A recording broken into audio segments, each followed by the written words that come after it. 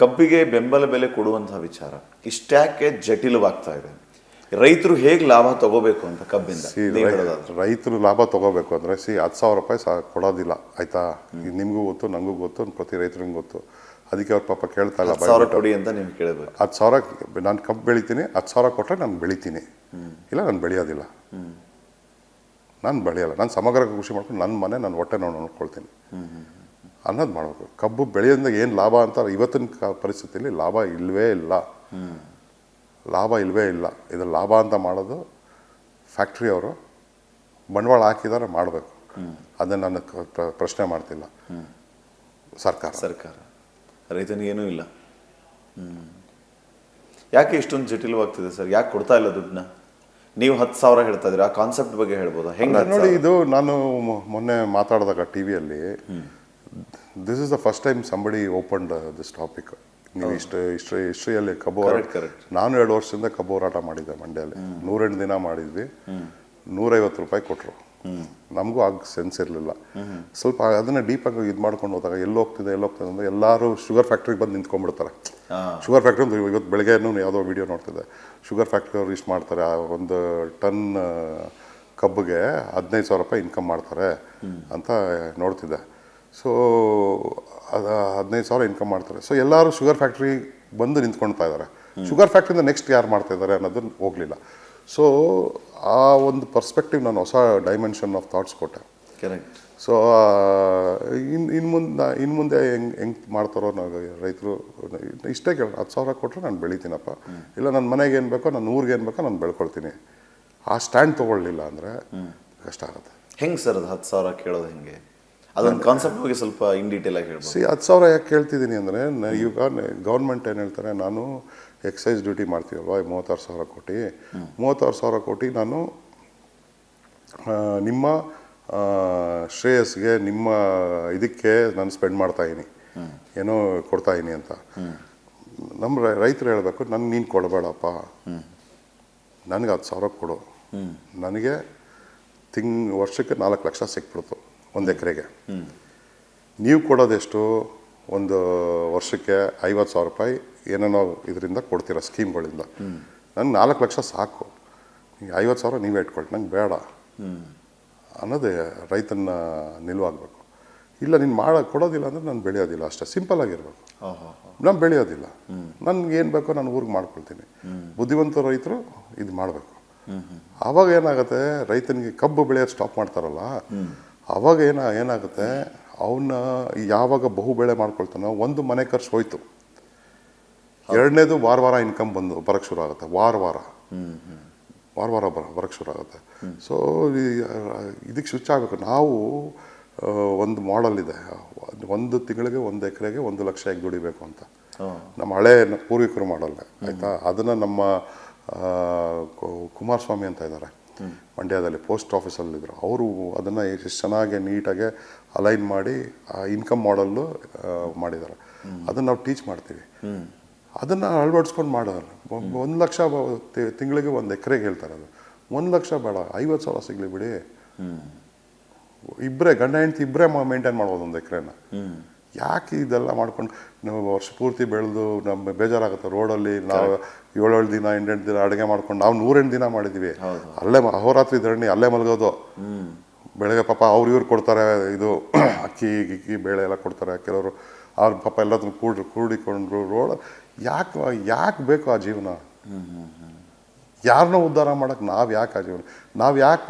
ನಾನು ದೇವರು ನಮಗೆ ಎಲ್ಲ ಶಕ್ತಿ ಕೊಟ್ಟಿದ್ದಾನೆ, ಜಮೀನು ಕೆಲವು ಭೂಮಿ ಕೊಟ್ಟು ಆಶೀರ್ವಾದ ಮಾಡಿದ್ದಾನೆ. ಅದನ್ನು ಹಾಳು ಮಾಡೋದು ಯಾಕೆ? ನಾವು ನಮ್ಮ ಇದಕ್ಕೆ ಬೆಳ್ಕೊಂಡು ನಾವು ಹೋಗ್ಬೇಕು. ನಂಗೆ ಪಾಪ ಅನ್ಸುತ್ತೆ, ನಾನು ಮಾಡಿರೋ ಇದೇನೆ ಪಾಪ ಅನ್ಸುತ್ತೆ. ರೈತರು ರೋಡಿಗೆ ಬಂದಾಗ it's very sad, very very sad. Sir, ಈಗ ಒಂದು ಕಬ್ಬು ಲಾಭ ಹಲವು ಅಂತ ಹೇಳ್ತಾರೆ. ನೀವು ಹೇಳ್ತಾ ಇದ್ದಂಗೆ ಸರ್ಕಾರ ಅದರ ಲಾಭ ತಗೋತಾ ಇದೆ, ಈ ಕಡೆ ಶುಗರ್ ಫ್ಯಾಕ್ಟ್ರಿ ಓನರ್ಸ್ ತಗೋತಾ ಇದ್ದಾರೆ, ರೈತರಿಗೆ ಏನು ಸಿಗ್ತಾ ಇಲ್ಲ. ಸರ್, ಏನೇನು ಲಾಭ ಸಿಗುತ್ತೆ ಕಬ್ಬಿನಿಂದ ಹೇಳ್ಬೋದಾ? ಕಬ್ಬಿನಿಂದ ಸಕ್ಕರೆ ಬರುತ್ತೆ, ಸಕ್ಕರೆಯಿಂದ GST ಬರುತ್ತೆ ಆಯಿತಾ. GST ಕಲೆಕ್ಷನ್ನೇ ನಮ್ಮ ರಾಜ್ಯದ ಕಬ್ಬು ಬೆಳೆಗಾರರು ಕೊಡೋದು 900 ಕೋಟಿ ರೂಪಾಯಿ, 900 crores ಫ್ರಮ್ ಶುಗರ್. 900 ಕೋಟಿ GSTನೇ ಹೋಗುತ್ತೆ. ಆಯಿತಾ. ಈಗ ನಂಬರ್ಸ್ ಹೆಂಗಿದೆ ನೋಡಿ. ಅದೇ ಎಥನಾಲ್ ಟ್ಯಾಕ್ಸ್ ಬರುತ್ತಲ್ಲ GST, ಅದು 150 ಕೋಟಿ ಹೋಗುತ್ತೆ. 150 ಕೋಟಿ. 150 ಕೋಟಿ, 1050 ಕೋಟಿ ಆಯಿತು. ಹೌದು. ಇನ್ನು 36,000 ಕೋಟಿ ಸ್ಟ್ರೈಟ್ ಅಬ್ಕಾರಿ, ಎಕ್ಸೈಸ್ 37,000 ಕೋಟಿ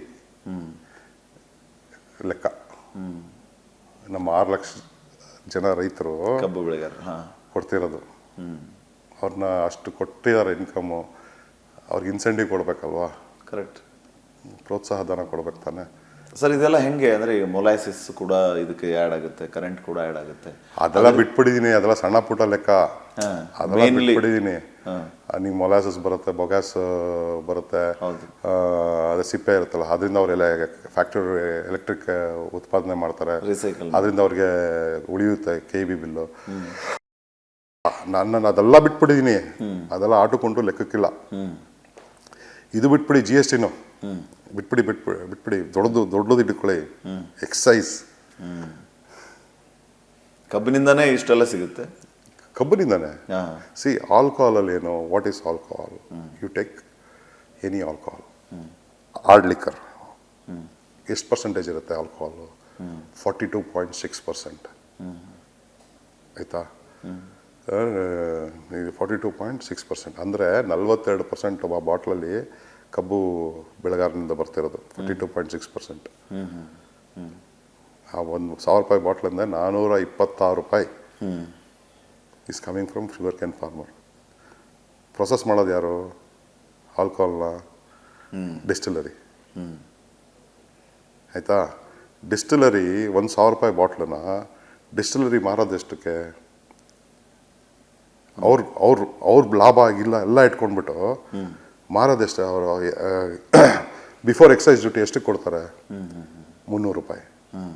ಇನ್ನು 700 ರೂಪಾಯಿ ಎಕ್ಸೈಸ್ ಡ್ಯೂಟಿ ಆಗುತ್ತೆ, 1,000 ರೂಪಾಯಿ ಆಯಿತು.